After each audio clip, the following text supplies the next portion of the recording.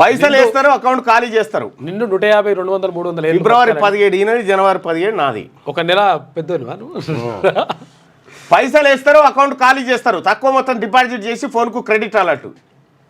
ఆ మెసేజ్ చూసి UPI balance check చేస్తే ఖాతాలోని డబ్బు గాయబ్.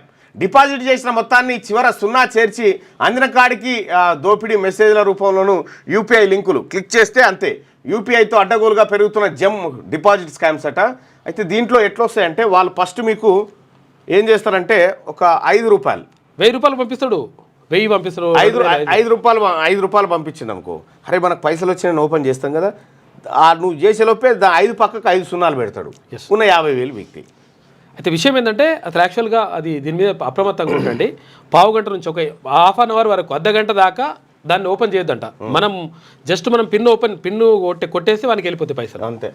అట్లా డేంజర్. సైబర్ నేరగాళ్ళు మన అకౌంట్లో ఎంతో కొంత డబ్బు డిపాజిట్ చేసి ఉన్నదంతా ఊడ్చేస్తున్నారు. డిపాజిట్ చేసిన మొత్తానికి 0 చేర్చి వందలను వేలుగా, వేలను లక్షలుగా మార్చి కొట్టేస్తున్నారు. రీఫండ్ చేయకపోతే కాల్ చేసి బెదిరింపులకు పాల్పడుతున్నారు. ఇలా యూపీఐ అడ్డాగా సాగుతున్న సైబర్ మోసాలను జంప్ డిపాజిట్ స్కామ్స్గా నేషనల్ సైబర్ క్రైమ్ పోర్టల్ గుర్తించింది. Payments gateways, e-commerce, job portals టార్గెట్గా జరుగుతున్న ఈ కొత్త తరహా మోసాల పట్ల అలర్ట్గా ఉండాలని ప్రజలకు సూచిస్తోంది.